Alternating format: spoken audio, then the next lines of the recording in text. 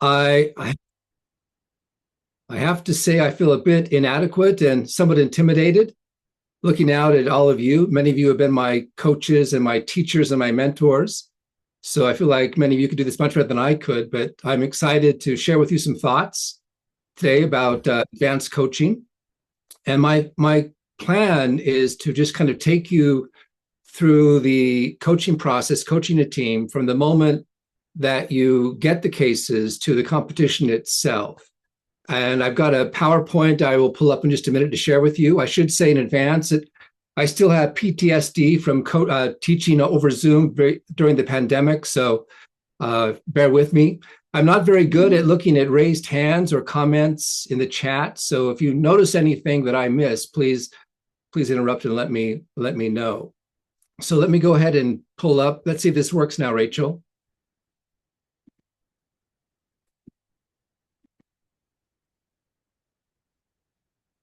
Okay, it does. Yay. Is it working? Yep. Okay, hold on. Okay, cool. Again, I did put in a few fun little, hold on a sec,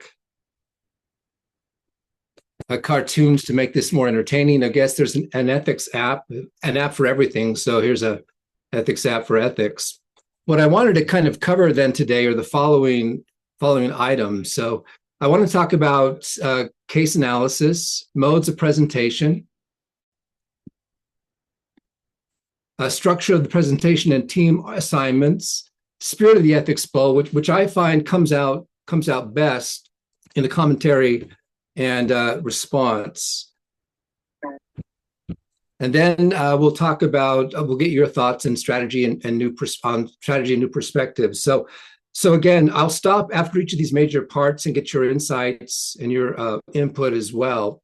So oh, here we go. So the first part is structure of the case analysis. So when we first get the cases, we assign 2 or 3 students to be the primaries on each case.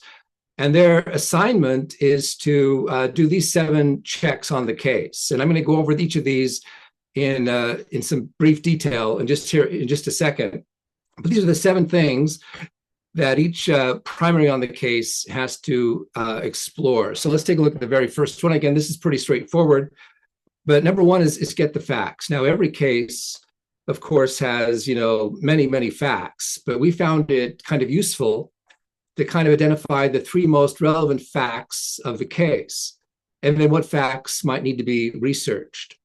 And of course, as we're looking at the facts of each case, we tend to want to consider the historical circumstances, the scientific and economic considerations, as well as legal and political thoughts, and cultural factors and customs that might affect the way we look at the facts. Now, of course, what I'm presenting here is just one of many different ways of coaching a team. And it's not necessarily the best, but the way that we found is kind of helpful. So every student has assigned a case, and they begin by looking at what they think are the key facts of that case. The next part they go to is to identify the stakeholders. Again, every case might have many different stakeholders, those who deserve moral consideration. We tend to, again, want to find the 3 main stakeholders of each case. So what individuals or groups in the case have an important stake in the outcome.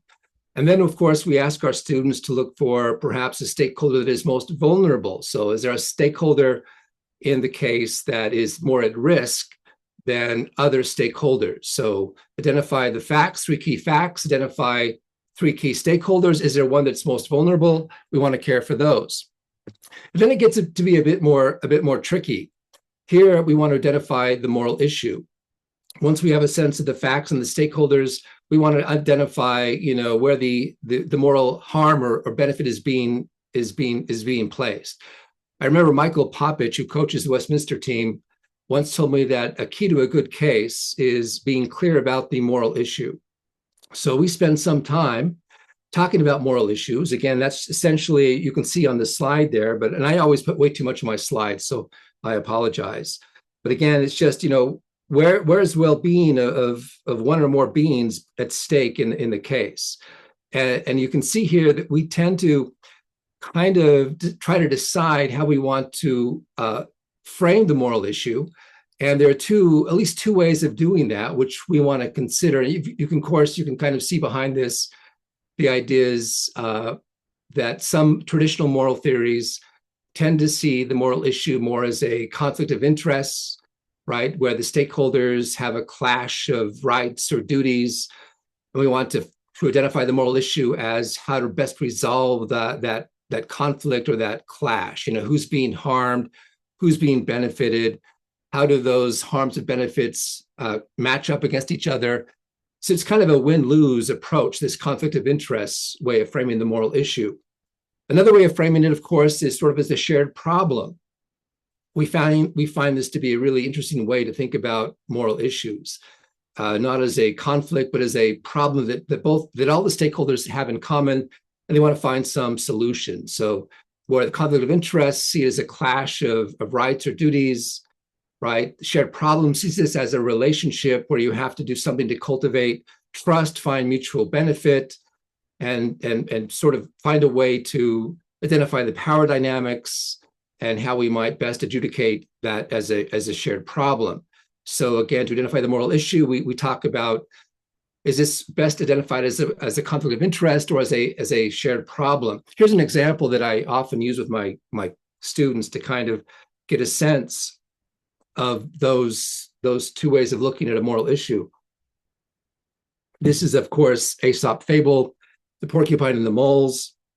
I'm just going to kind of paraphrase this. It's cold, so a porcupine finds a good home with a family of moles, and it's nice for a while, but after a while, the porcupine's quills are bothering the moles, and so the moles decide they have to ask the porcupine to leave.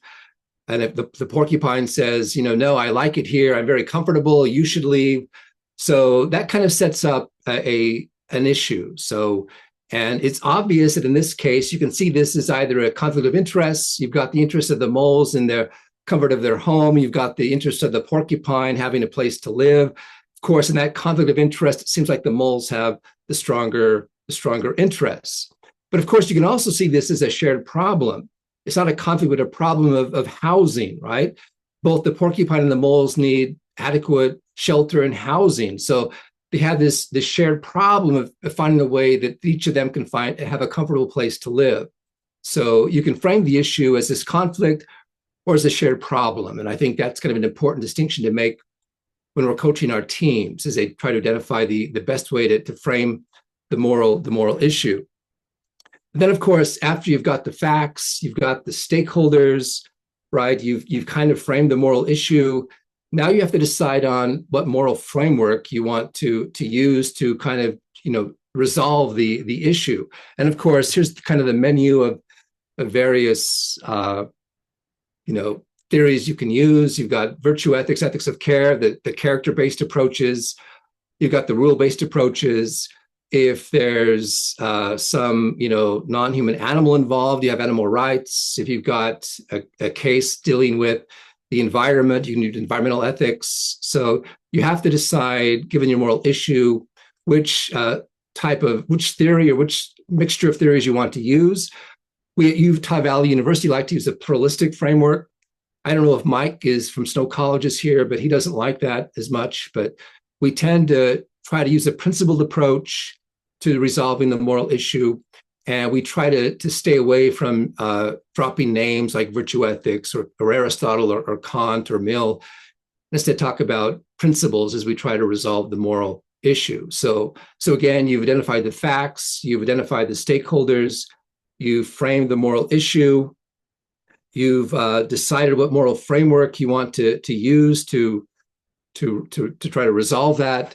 And then, of course, you have to identify what approaches might best help you resolve the moral issue. And again, going back to that distinction we made, is the moral issue a shared problem or a conflict of interest?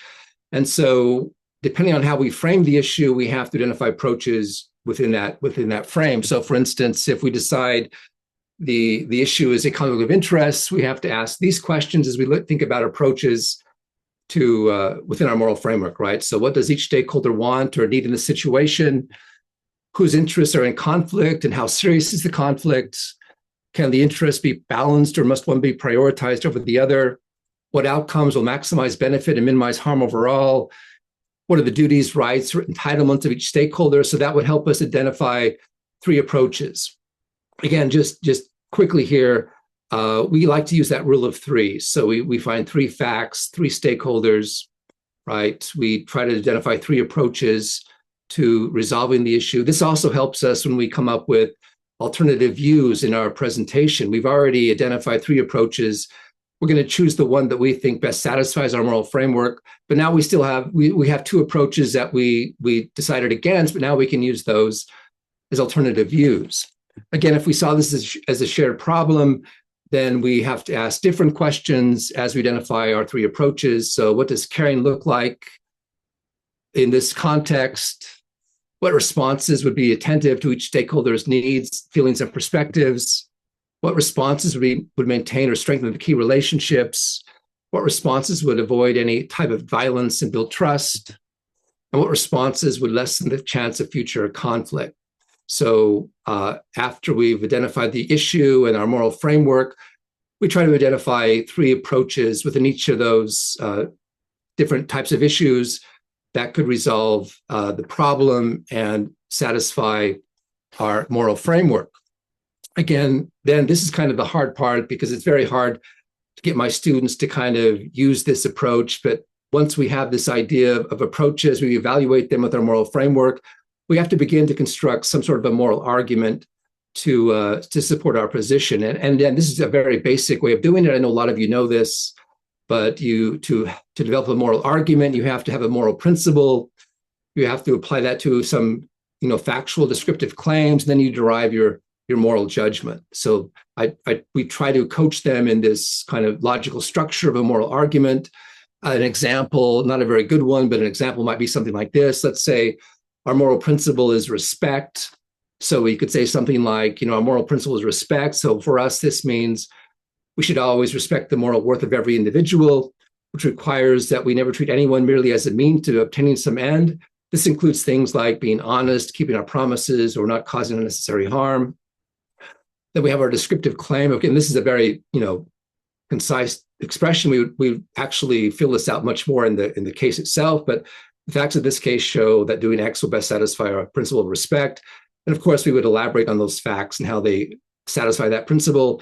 Then we derive our judgment. Therefore, we should do X. So we have our facts, we have our stakeholders, we have our moral issue. We've identified, what framework we want to use. We have three approaches within that framework, and then we evaluate which one might be the best, satisfying our principles. We develop our arguments, and then we have to decide how we're going to present those arguments in the competition itself. There are kind of three ways, more than three ways, but these are the three ways we tend to kind of think about in terms of how we structure the arguments in our presentation. So one way is you can begin by giving an ethical evaluation of the current situation of the case. Secondly, you can then do a prescriptive argument, what you think should be done given that evaluation of the current situation. And then, of course, you look at alternative views and responses. So that's one way of doing it: ethical evaluation, ethical prescription, alternative views, and response. Another way of doing that is to give three separate arguments, each with an alternative view attached. A third way of doing that is to present all of your moral arguments up front, and then at the very end, present and respond to alternative views. Again, in a minute, I'll ask you for your thoughts, but those are three ways of then presenting your arguments within your moral framework. Okay, I guess this is where I want to stop for a second. I've been talking a lot, and I need to find out if you have any thoughts or questions. This is also a funny little comic. Right, we could go with the ethical decision, but let's not panic yet. Anyway, I'm going to see if I can stop sharing for a second. See if you're still all there. Okay, cool. Does anybody have any thought? What are your strategies for how you kind of do case analysis? I've kind of shared with you the way that we do it at Utah Valley University. What are your thoughts? Any thoughts, suggestions, ideas? So I'm coming back to coaching after having not done it for a while, because we now have an ethics bowl class at Weber. So my first thought is I'm just going to do what you do because this is fantastic. But I've done something kind of similar historically where I have this kind of approach where we spend time talking about the moral issue, right? What's really at issue here? And then we think, what might be the question in response to that issue? And as we talk about the issue, we try to really get at the moral tension in the case. Then we marshal the arguments that would support a response directly to that question, followed by consideration for competing views. So in a lot of ways, it's similar to a couple of the strategies you had right at the very end. But I love just all the beautiful detail in this. It's great. Yeah, thanks, Richard. Colleen? Yeah, I was wondering how you handle the way that the discussion works. So is it more like a free-for-all discussion when the cases first come out, or do you only do this when you specifically assign your cases out to the various team members? Because this does sound like pretty close to what we tend to do at our practices. And what we also do is assign somebody to be a sort of scribe for the day. So they'll be the one in charge of going to the whiteboard and writing everything down and taking a picture and posting it on, our shared team page. Yeah, no, thank you. Great question and thoughts. We tend to, when we first get the cases, it is kind of a free-for-all. The team gets together and we read over the cases all together. They share their ideas, their thoughts. So the first couple of class periods, and we do have a class, the first couple of class periods, it is that kind of a free-for-all. And then we ask what students want to become primaries on what case. We divide them into teams. We tend to have enough students to have 2 teams. So we divide them into 2 teams. And then those teams begin to do exactly what you said. They'll have someone on a whiteboard write down, the facts, the stakeholders, the moral issue, the framework, so on and so forth. And then they'll work within those teams to decide on what position they want to take. But so it's first a free-for-all. We read all the cases together. We break into teams and they decide how they want to assign the cases to the various team members. Does that make sense? Yeah, and it sounds like exactly kind of how we've been structuring things. Yeah. Thanks, Colleen. Any other thoughts or questions?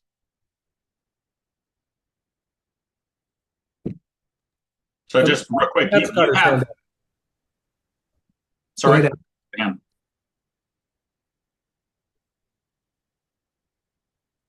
Was it Alan? Did you have a thought, Alan? I did, but I was trying to make way for the person with the hand. I just jumped on in without raising my hand. But, go ahead, Alan. I can talk to you. Go ahead.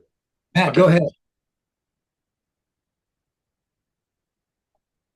Matt, I see your hand. Do you want to go next? Yeah, sure. All right. So, Jeffrey, I want to ask about the conflict versus shared problem approach. That seems a very meta, consistent with the spirit of the Ethics Bowl.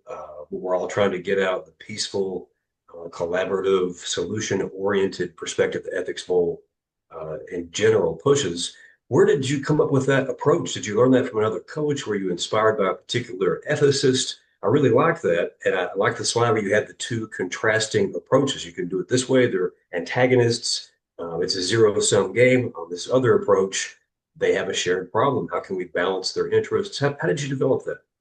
I should have said that because I did take that from Carol Gilligan in a different voice, where she defines the ethics of justice and the ethics of care. So that kind of comes out of the ethics of care. I should have said that. I apologize. I know Rachel was shaking her head. She probably recognized that, but yeah, that comes out of the ethics of care, the way Carol Gilligan distinguished the 2 types of moral frameworks. Okay. I always teach care ethics versus deontology versus consequentialism. I'll mix those together, but that's cool that you pulled that from Gilligan. But it sounds like a great approach. Kudos. Thanks, Matt. Alan? Yeah, so it sounds like, and it sounds like actually several people do this, where you assign a primary student. You're responsible for sort of developing the position or going through all these different pieces. Is that sort of, I guess I'm sort of asking everybody, is that the way that most people do it? Like I'll say we tend to, it's a whole team's position. everybody's response. Like we assign positions in the presentation. So we have somebody who does, the intro, and then we have somebody who does, our main points. And that's usually 2 students. So we have 5 people on the team, and then we'll have 2 people that are doing sort of concerns with our position and kind of trying to address that. So we seat them that way. So, if you've ever seen our team, and probably lots of teams are like this, they start on one end of the table and it just kind of goes down to the end of the table, and then it jumps back to the beginning for the person to close things up.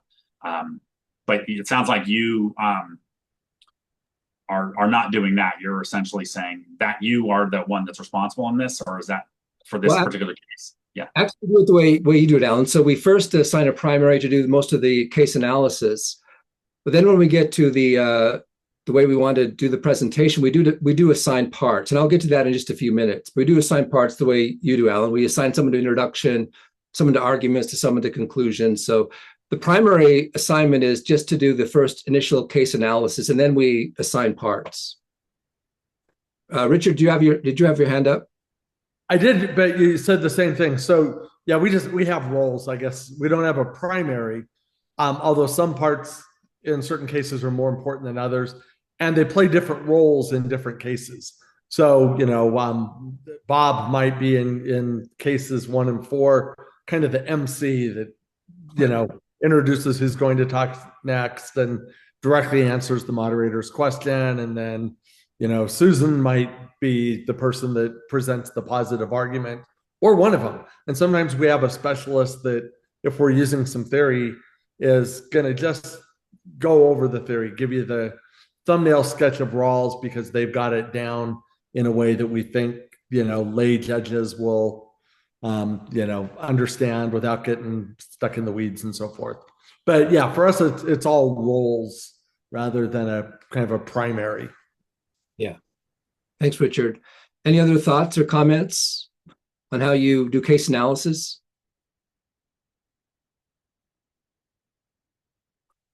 Okay, let me get to the next part then. Let's see if I can work this out. Hold on a sec.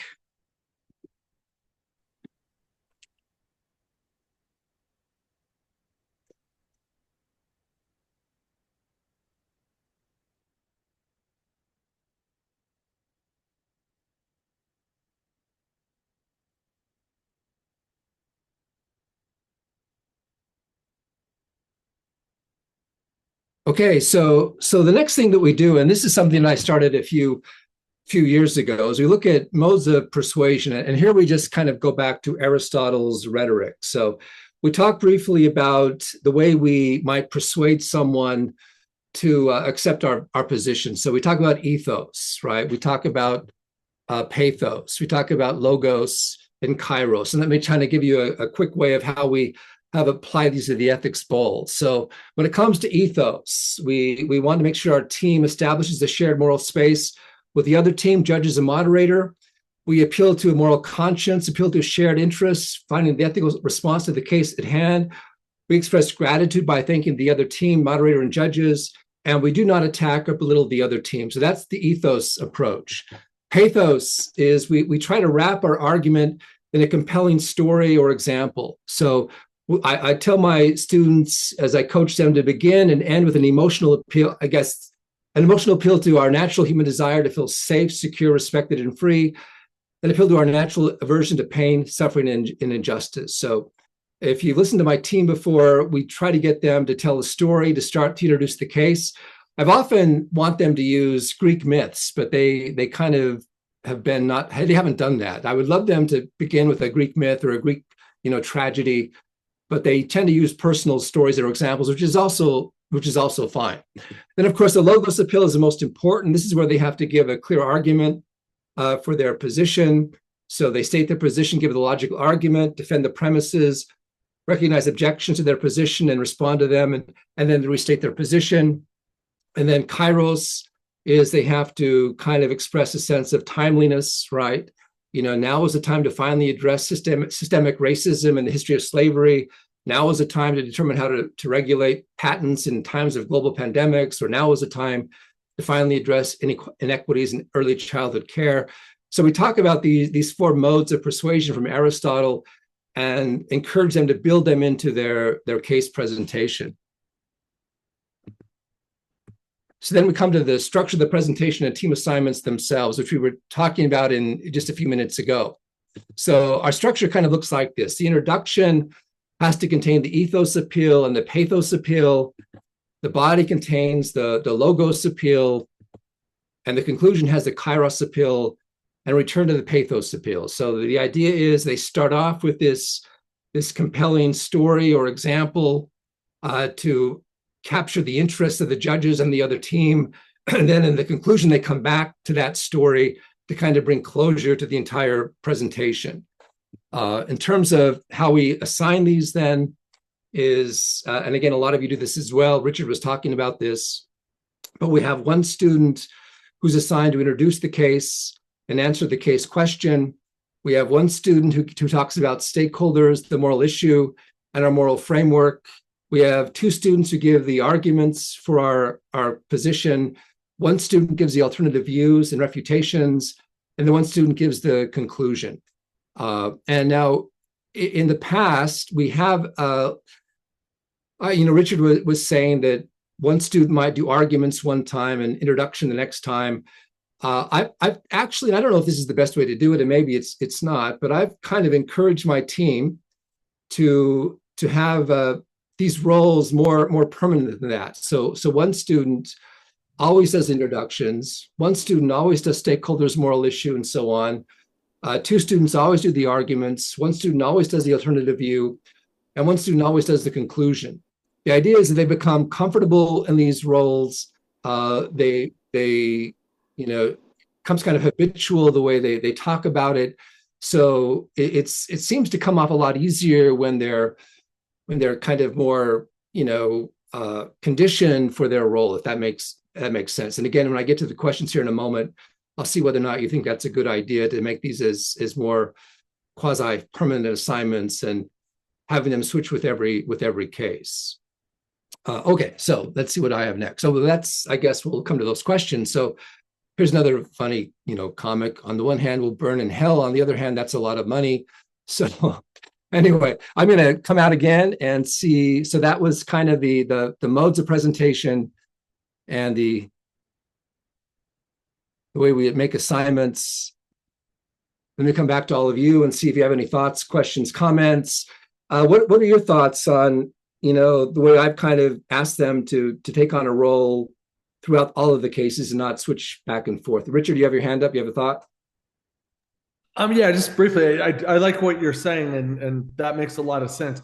One argument for doing it differently, I don't take this to be a decisive argument, but a consideration, is if there's someone on the team that just feels very strongly in the opposite direction of the direction that the team wants to go in, they're a good person to do the arguments for competing viewpoints, because they can sort of very passionately say, well, but you might think this, and this in opposition to what we've said. And then the team can have somebody else come in and say, but we feel these considerations trump those for these reasons. So I like the idea that, if there's a group consensus on a position, the person giving the argument is maybe the one that feels most strongly about it, and the person doing competing viewpoints is the one that feels least strongly about the team's position. Yeah, that's a really good point. Thanks, Richard. That's good. Thank you. Colleen? Yeah, so we don't take the sort of assignment role as everyone having a part on each case. I actually commented about it in the chat a little bit, but one of the reasons we don't do that is for sort of a division of labor reason, is that there are 15 cases, and I think asking all of our students to know a lot about all 15 cases can just be overwhelming and too much. So for us, having one person who is the lead, they're basically the one that we're going to just do their argument. Obviously I'm going to shut down something that's totally beyond the pale, racist or whatever, right? We're not going to allow that. But, even if it's an argument that myself or many people kind of just don't like the approach of, I think it helps the plurality of views, but also makes it so that they can have the space to like explore that view while getting pushback at practice and all of that, right? So that their teammates do have to push back on their view, and they have to like refine it to be a little bit more rigorous. And then I think it just helps them a little bit more with research to be able to say, all right, I've got these three, that's what I'm in charge of. But like everybody is on the hook for, if somebody's nerves gets in the way and something important is dropped, somebody on the team needs to step up and say, oh, my colleague missed this point here. Yeah, that's a great point. Thank you, Colleen. And we do on our team make sure that everyone on the team knows the arguments, and they can step in for anyone else if there's a moment where they kind of get stressed out or they forget something. So all of our team, through our practices, we do a lot of practices, a lot of mock competitions. So they come to know all of the parts. So they are able to step in if they can. But yeah, those are great considerations. Thank you. Thanks, Colleen. Rachel, Alan, I thought you had your hand up. Did you still want to say something? And then it was Rachel and Julie. I took it down because I think you guys have sort of covered everything that I was thinking about. But I do think it's important that everybody knows everything, and it's sort of kind of harkening back a little bit to the last session. Like, you get to become friends, and you want to have a sort of a tight unit a little bit. One of the things we stress sometimes is you have to trust everybody on your team also, so that even though you have those dedicated roles, it might be someone hears you say something that you aren't even aware maybe that you said, or you misheard the question or something, you're going a different direction. So you have to be willing to trust if someone cuts you off, they're doing it with a reason. They just heard you say something that you didn't mean to say, or something along those lines. But that's just goes to the importance of everybody knowing all the cases. But I'll shut up. We also, and I know a lot of you do this as well, but our team has kind of hand signals that they can put out in front to let the other team member know that they have something to say or there's something to add. So they have that nonverbal communication going on. Thanks, Alan. Rachel? I was just going to draw attention to the fact that Julie asked a question in the chat, which Julie is probably going to ask themselves at this point. But that maybe after that, I'll draw your attention to the fact that Holly just asked a question in the chat. After, Okay. Yeah. Julie? Thanks, Rachel. I'll just read my comment then. I know, Jeff, that you're busy doing your amazing presentation. You don't have time to read the chat simultaneously. How do you clarify the types of stories your students share as part of the pathos appeal? So I know they're not doing myth like you'd hope they would, but are they personal experiences that they've had themselves, or are they some other story that they've gathered in their research? What do you mean by that exactly? Oh, good question. Thanks, Julie. Typically, they have a personal story that relates to the case. So the students have had some experience that directly pertains to the moral issue of the case, and they'll tell that story, and it becomes really kind of very, very powerful, right? This really personal anecdote that directly ties the students to the case. Sometimes they'll talk about a news story they heard that relates to the case. Sometimes they'll elaborate on a story that's in the case itself. Sometimes, that I guess that's basically it. So I do want them to use Greek myth or Aesop's fables, where they do tend to use personal stories, which happen, again, powerful and compelling when they can tie their own experience into the moral issue and the question of the case. So yeah, I don't know if that answers your question, Julie.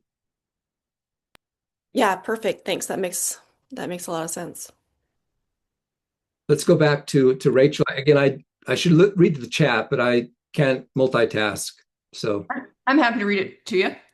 So Holly asks, how do you minimize idle time for the students? For example, while the presenting team is preparing their position, what can the responding team do?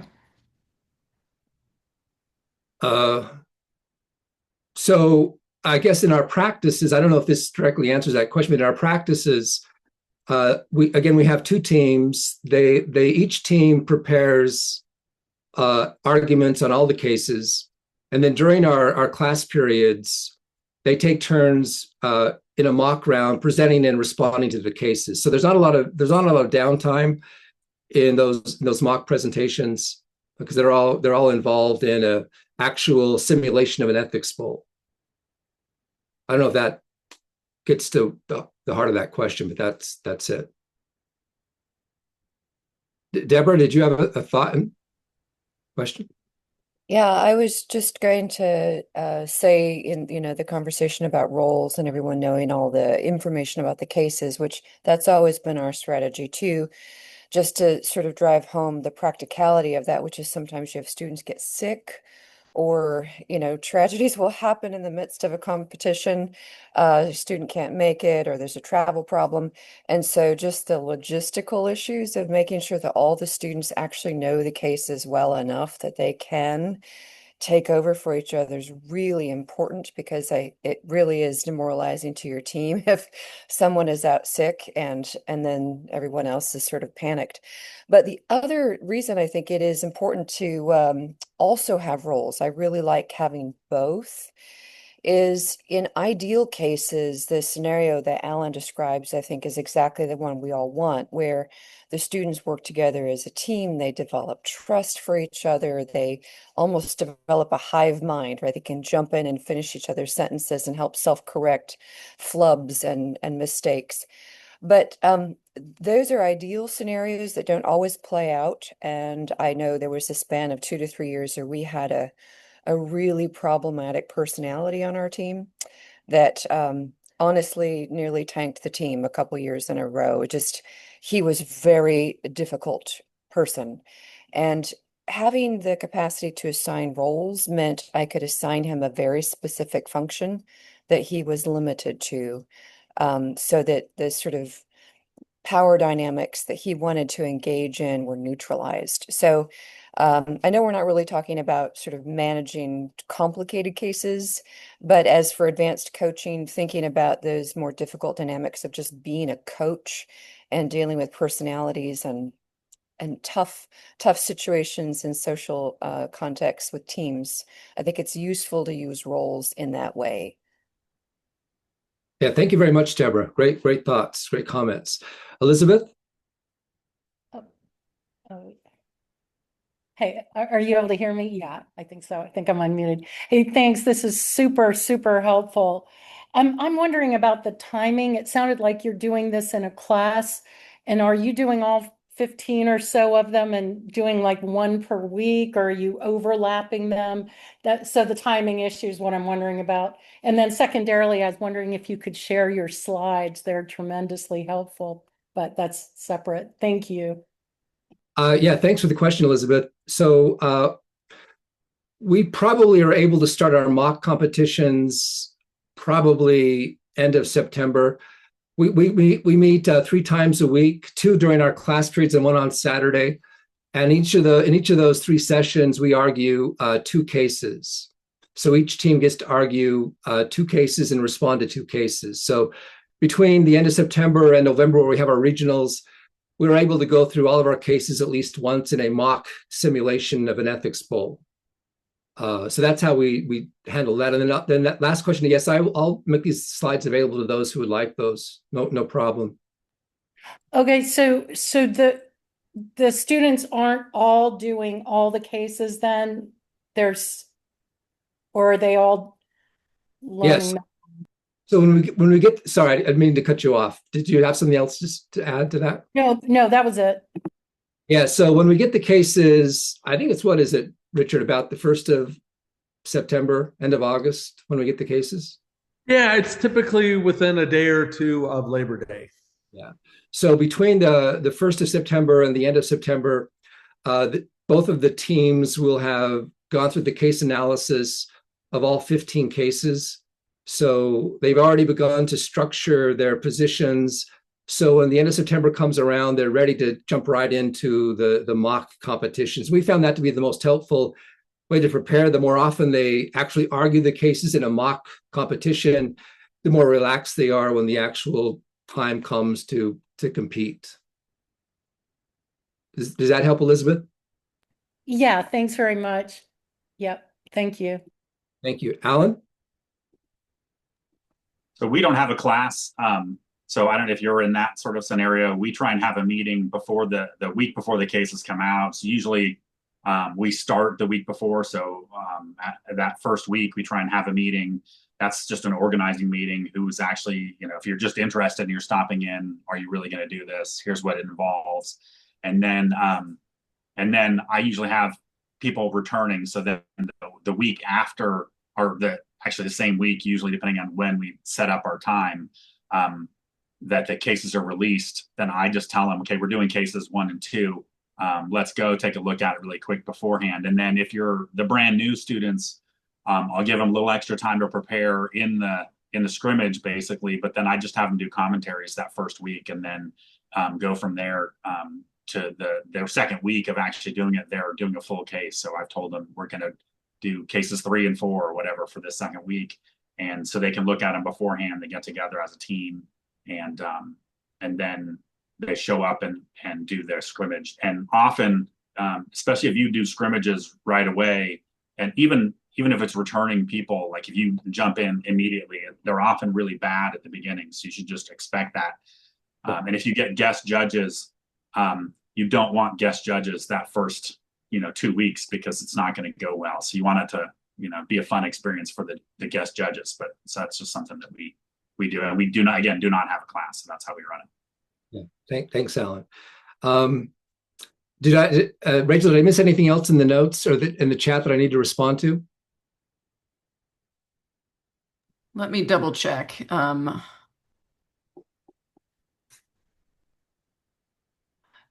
I think you're good. Yeah. Let me then. Oh wait, here's one just popped. Let's see. Oh no, that's just someone answering a question. Yeah.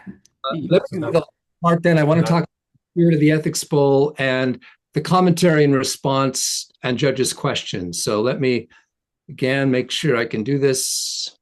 Share the screen. Okay. So again, spirit of the ethics. I won't read this slide because you all know what the spirit of the Ethics Bowl is. I think this is kind of the key part of the Ethics Bowl. This is why it's so important for the students. And I've had my students, who graduate, and years after they'll come back to me and talk about how valuable this experience was as an educational tool to help them be more responsible human beings and citizens. So when we talk about the spirit of the Ethics Bowl, I like to have my students read a selection from McIntyre's After Virtue. I'm sure you've all read this selection where he talks about practices and internal goods and traditions and virtues and so on. And I focus on that idea of internal goods, right? The specific excellences that can only be achieved within a particular practice. For example, he talks about chess. In chess, the internal good is playing with strategic insight. The excellence achieved within that practice. Winning is an external good. It's not the internal good, and winning can happen through cheating, for instance, but the practice is about achieving those internal goods. So we read that selection, then I ask the students, what are the internal goods, the excellences within the Ethics Bowl? And here are some of the responses they share with me, right? It's developing moral reasoning, developing the skill to articulate moral arguments, develop the ability to collaborate with others, develop the skill to respectfully dialogue with others across differences of opinion, to contribute to developing further the goals of the Ethics Bowl. So we kind of focus on those internal goods. This is what it's all about. It's not about winning. It's about developing these excellences in your character, in your life. And so after every event, we ask these questions: what went well? What can we work on? How do we show our values in the event? So the focus is not on winning, though that's nice, as Greg said, but it's about developing those internal goods. And they get that. They realize that they can't control the judges or the outcomes. They can only control how they're present to the event itself, and do they represent themselves with those excellences in mind. So with that said, again, I think it's in the commentary and response of the competition where that spirit best comes out. So in terms of the commentary where, the other team has presented their case, and so now you're commenting on it, here's what we kind of have our team think about. First off, express appreciation for the other team's presentation, and then comment on these various issues, the framing of the moral issue. So how did the other team frame the issue? How did they see the stakeholders? Did they miss someone who perhaps had an important stake? What was their moral framework? Did they articulate that in a good way? How could we help them articulate it even better? how did they apply their framework? How could we help them apply it better? If we agreed with them, how can we make their case stronger? If we disagreed with them, why? What was our reasoning? And then did they consider alternative views? Excuse me. And if they didn't, might they want to consider one? And then we don't question dump the other team. We don't want to just make this an interrogation. So I try to coach my team to pose three main questions for the other team to respond to. So it's not a question dump, but it's furthering the dialogue. And then in terms of our response, just very quickly, again, express appreciation, restate our team's position, simplify the other team's commentary to three main questions, and then respond. Again, oftentimes, well, not oftentimes, but sometimes the other team will dump a lot of questions on us, dozens of questions. So we train our team to kind of narrow them down to three main questions that we have time to respond to. And then we return to our original pathos in Kairos appeals. And then finally, with judges' questions, we thank the judge for their question. We paraphrase the question to check our understanding. We respond to the question. And here's an important thing as well. We watch the time to ensure each judge has time to ask a question. We don't like it when a judge is not able to ask a question. So we want to make sure that in our responses to the judge's questions, we make sure we leave time for judges, all the judges, to have something to ask us. Okay, so that kind of wraps this up. Our time is almost over, but another funny comic here. Bill's in charge of our ethics department. You see Bill is interesting kind of character there. So let's kind of wrap this up. I will stop sharing, and we have a few minutes left to get maybe your thoughts, questions, and comments on what you just saw. So anything.